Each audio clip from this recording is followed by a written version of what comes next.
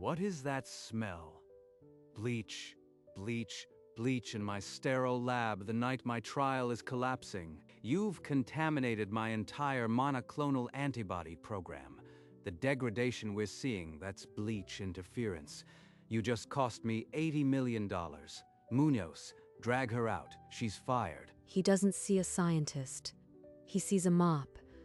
That's always been the cost of walking in here with a bucket instead of a badge. Patricia didn't argue.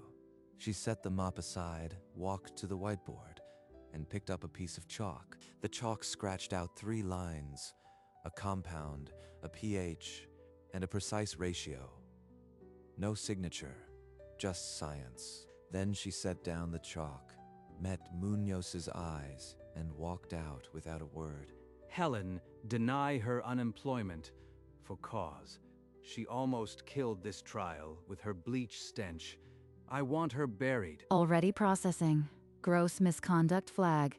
She won't get a cent. She knew something. That wasn't just cleaning. Nobody writes like that without a reason. 3 lines of chalk.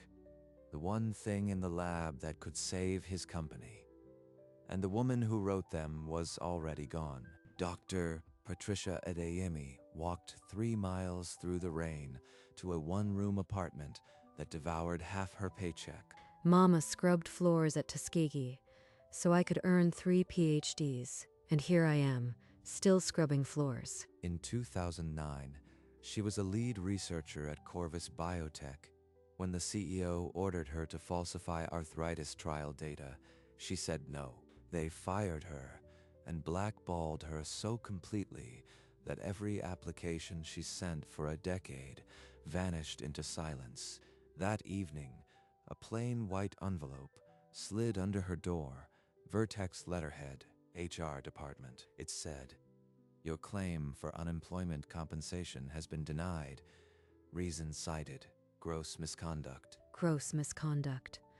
For knowing which pH stabilizes a monoclonal antibody when the CEO can't spell buffer. 20 miles away, the CEO who fired her was staring at a computer screen that made him want to vomit. The monoclonal antibody trial data was a disaster. Degradation at room temperature within 4 hours. A joke of a graph. Gregory, an emergency board meeting is called. If you don't have a solution in 48 hours, we shut you down. Gregory hung up the phone and fired off a voice message to every lab address. No one goes home until a stabilizer is found. I don't care if you sleep under the benches. We have 48 hours or this trial is dead, and so is your funding. At 6, the next morning, Alex Chen walked into the lab and stopped cold. 3 janitors were already there. A bucket of cleaning solution inches from the whiteboard. Not yet. Not before someone sees this. She snapped a photo just as the lead janitor picked up a sponge. The board was wiped clean seconds later. Less than an hour later, the lab gathered for an emergency brainstorming session. The mood was grim, the whiteboard already filling with bad ideas. Guys, look at this. Trehalose at pH 5.7. Someone wrote it on this board last night. Could it be a lyophilization buffer? A senior researcher glanced at the photo and muttered, "Graffiti from a clipboard. We don't have time for chemistry jokes." But what if it's not a joke? What if the person who put it there knew exactly what they were doing? By noon, she had set up a lyophilization test at the exact pH from the photo. It was a long shot. It was also the only shot any of them had. The next morning, Alex found the antibody sample still intact. 16 hours at room temperature, and the potency curve was a flat line. It had worked. It worked. The scribble from a fired janitor saved the entire program. But who was she? She found Gregory in the lab, hunched over a pile of failed stability reports, his tie undone, coffee cold. What is this? Who gave you this buffer? The janitor you fired. I photographed her whiteboard before they wiped it. But sir, there's something else I found. She slid her tablet across the bench. The USPTO patent database was open. US patent 8,294,003. Inventor, Adeyemi, Patricia. Filed 2007. It matches the exact lyophilization method we just used. Gregory's face went slack. Adeyemi. The woman in the jumpsuit. 6 months of development. Every stability test. Every single batch. All infringing on a patent held by the employee he publicly humiliated. She didn't contaminate my lab. She handed me the cure, and I handed her a legal war. Gregory's shock turned to survival instinct. He found Alex alone in the prep room and shut the door. Delete every file that mentions Adeyemi. The patent, the formula, the whiteboard photo. Now, But that's destruction of evidence. We just proved it saves the trial. if this leaks, the company drowns in litigation. You want to be the one who killed $80 million? He'll fire me too. But I can't be complicit. Save one copy, just in case. She nodded, tapped the screen as if to delete, then slipped a backup onto a secure cloud drive while Gregory watched. That evening, in her cramped apartment, Patricia Adeyemi opened an old laptop and found an email from Vertex's legal department. The email read, "Vertex Pharmaceuticals has identified a method potentially matching your patent. We wish to discuss licensing." They didn't ask. They just took my work, and then they threw me out. Helen, find the janitor. Offer her $200,000 to sign away the patent. Make this disappear. Patricia didn't wait. She called an old colleague who had become one of the most feared IP attorneys on the East Coast. By 9 that morning, a courier delivered a single envelope to the Vertex boardroom. Demand for 30% equity and Gregory Alden's immediate resignation. She wants my chair? A woman who scrubbed floors. I gave her a chance to walk away rich. Helen found Patricia at a corner coffee shop, wire rim glasses on, a patent printout beside a cup of black tea. Dr. Adeyemi, Vertex offers $200,000 for full assignment of your patent. No publicity, no court. 200,000? Gregory spent 80 million on a failing trial. My patent makes it viable. You are not offering a settlement. You are begging. Tell Gregory I want his chair. He fires me for bleach. He denies my unemployment. Now he uses my invention. If I don't control that company, every dose becomes an exhibit in federal court. Helen's tablet nearly slipped from her grip. She had been sent to buy a nuisance patent for pennies. She'd just been handed a declaration of war. 20 minutes later, Gregory's phone buzzed with Helen's text. He read it 3 times, then threw his chair into the wall. The board meets tomorrow. If Wallace sees that letter, I am finished. I have to get to him first. Gregory's frantic call to Wallace went unanswered. An hour later, the board assembled in the executive conference room, every face grim. Mr. Alden, we've received a demand from a doctor, Patricia Adeyemi. She claims this company has been infringing her patent for 6 months. Is that true? It's a nuisance suit from a disgruntled janitor. We can settle for a few $100,000. No cause for alarm. Alex Chen, you've been called here. Show the board what you found. Alex connected her tablet to the projector. The full patent filing appeared. Adeyemi, Patricia, 2007. The same Trehalose buffer. The boardroom fell silent. Gregory, you fired the woman who invented the only stable form of our vaccine, then tried to buy her silence. This board cannot survive a federal injunction. The board voted 7-2. Gregory Alden was stripped of his authority, effective immediately. You can't do this. I built this company. That woman is nothing. A janitor. Security. Escort Mr. Alden out. He no longer works here. Dr. Adeyemi, this is Chairman Wallace. The board has accepted your terms. Would you be willing to discuss a permanent leadership role? A black sedan halted outside Vertex at sunrise. Dr. Patricia Adeyemi emerged in a tailored navy suit, wire-rimmed glasses flashing in the morning light. I am not here to clean house. I am here to save it. You've used my work without my name. Now you'll use it with my leadership. Let's finish this trial. Nobody got fired. Nobody got demoted. She just put her own career on the line to protect ours. The lab transformed into a controlled frenzy. Every freeze dryer hummed with the lyophilization cycle she had drawn in chalk. She moved bench to bench, correcting a pH here, adjusting a temperature there, never raising her voice. By 11 that night, the FDA submission sat on her desk, a manila envelope sealed with the Vertex logo, containing stability data only her patent could produce. One floor above, Gregory Alden's office was being gutted. Personal photos, a crystal paperweight, all tossed into a box. He didn't look at the plaque being installed downstairs. She won't last a quarter. She scrubbed toilets. Officer Munoz didn't reply. He just stood there as Gregory pushed past him for the last time. Downstairs, the crew finished mounting the brass plaque. Patricia ran her fingers over the letters. Evelyn Adiemi Clean Room. Mama, I made it. 6 weeks later, an FDA approval letter arrived. Patricia opened it in the lab. The team gathered around. It's here. The vaccine we stabilized with my patent is approved. We did it. The lab erupted. Not polite applause, but raw, exhausted joy. Years of bad decisions erased in a single envelope. At the press conference, Patricia stepped to the podium, cameras flashing. The formula that saved this trial was written by a janitor, the same person I now employ. Our breakthrough came from cleaning the lab, not just from the lab. She pointed to the plaque. Evelyn Adiemi Clean Room. Her mother's photograph beside it. My mother scrubbed floors so I could scrub floors here.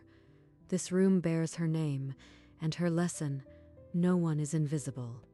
Afterward, Patricia returned alone to the clean room, the plaque warm under her touch. She took out the old photo, her mother in a lab coat, kneeling with a bucket, a proud dignity in her eyes. We didn't just save the trial, Mama. We proved that the ones who clean the floors might also own the building. In the weeks that followed, Vertex Pharmaceuticals didn't just survive, it thrived. The plaque outside the door read Evelyn Adiemi Clean Room, and every new hire was told the story. Patricia kept the photograph of her mother on her desk, beside the original chalk, now sealed in glass. Sometimes, late at night, she would sit in the clean room and remember the moment she was fired. He saw a janitor. I saw a formula. The world only notices what it expects to see. The vaccine went on to save thousands of lives. The stock price tripled, and the board never questioned her again. Gregory Alden's lawsuit was dismissed. He ended up in a rented office in a strip mall, a nameplate he had to buy himself. Alex Chen was promoted to chief scientific officer. She keeps the whiteboard photo framed in her office. Dr. Patricia Adeyemi never forgot the lesson her mother taught. Dignity isn't about the job, it's about the work. And the world learned that the person cleaning the floor might just be the one holding the patent. Months after the press conference, Patricia finally opened a box she had kept sealed for years. Her mother's personal effects from Tuskegee. Inside, beneath a moth-eaten lab coat, was a leather-bound notebook. The pages yellowed, the handwriting trembling. She flipped to a page dated 1956. A chemical diagram. Trehalose, a pH note. Her mother had written it down. Mama, you knew. You knew the answer before I ever picked up a pipette. They just didn't listen. The notebook revealed that Evelyn Adeyemi had proposed a lyophilization buffer to her supervisor at Tuskegee. It was dismissed. She had written, "Maybe someday my children will be believed." Then she had signed her name. I thought I was carrying your hope, but I was carrying your stolen science.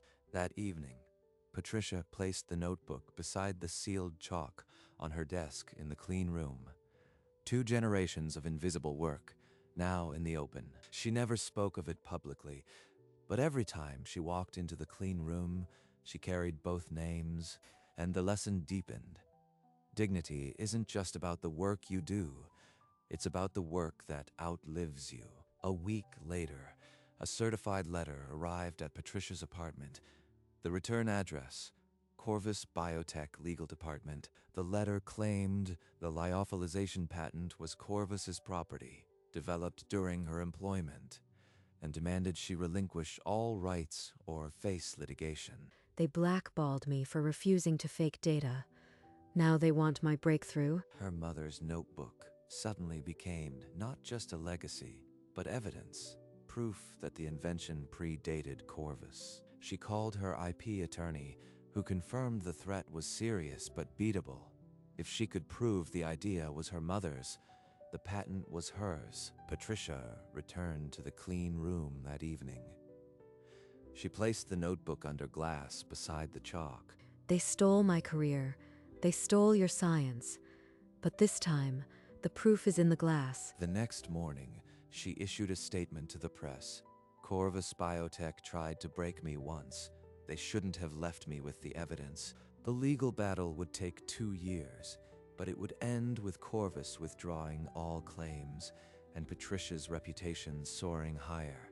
But on that night, she simply stood in the clean room, 2 names gleaming under glass, and whispered one more promise. 3 days later, Corvus Biotech filed an emergency motion for a preliminary injunction to stop Vertex from using the lyophilization method.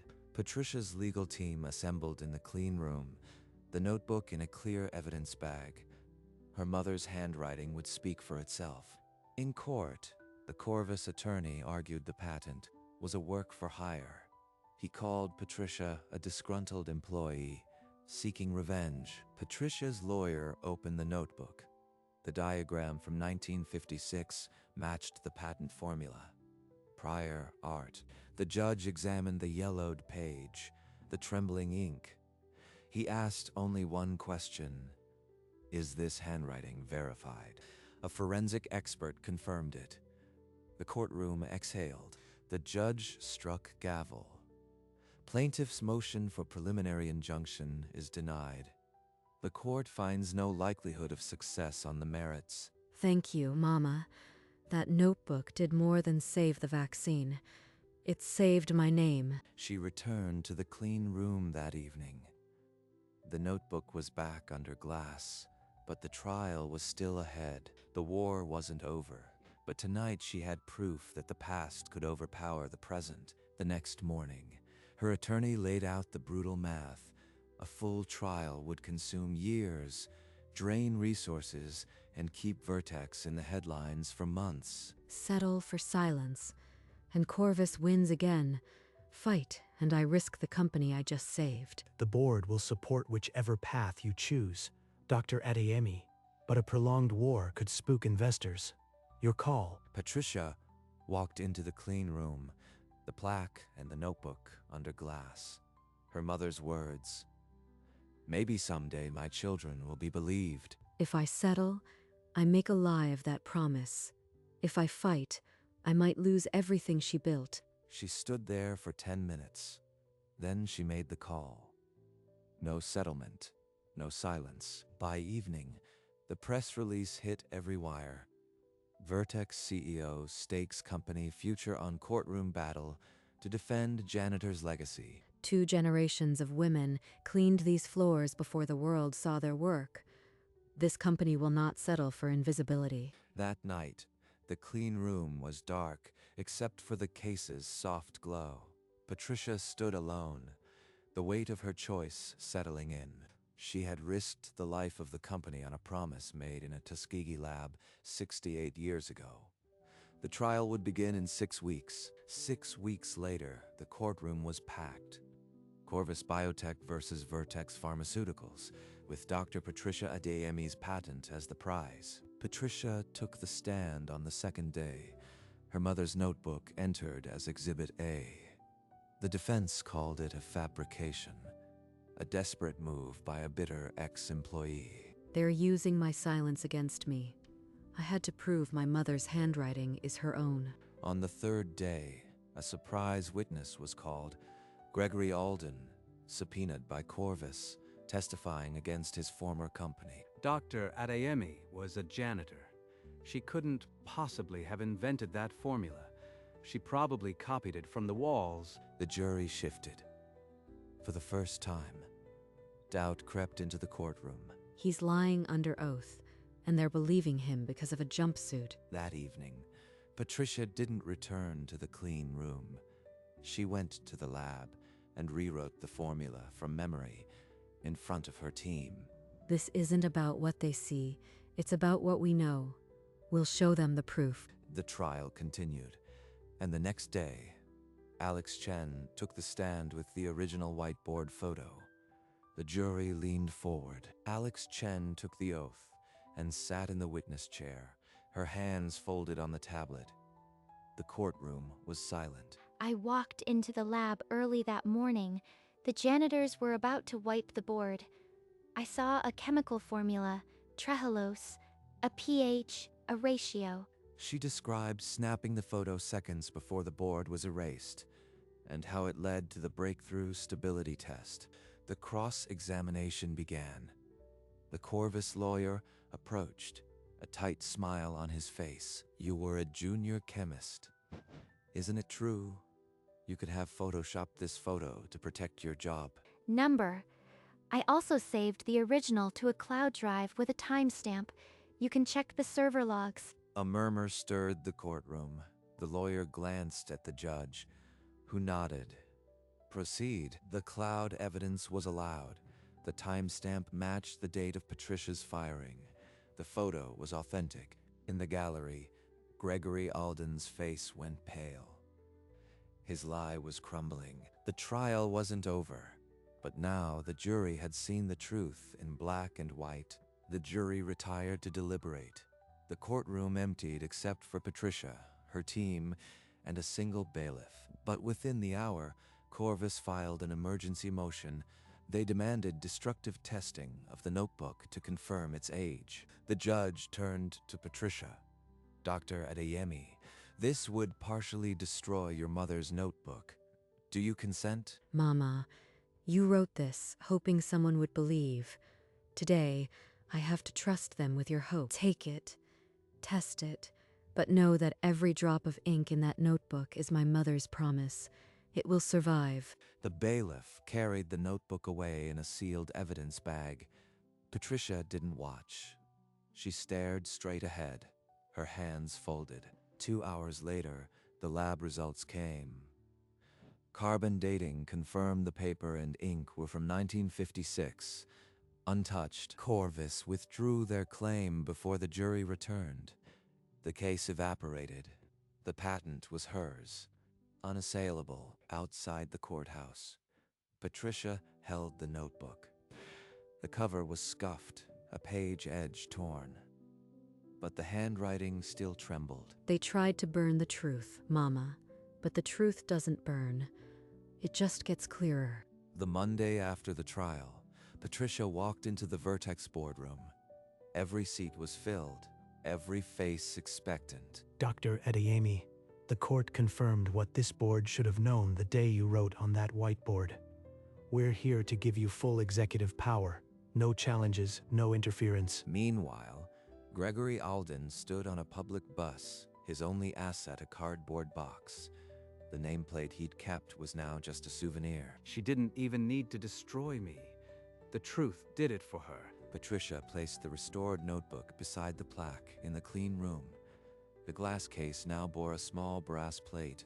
1956, prior art, eternal truth. 2 words, Mama.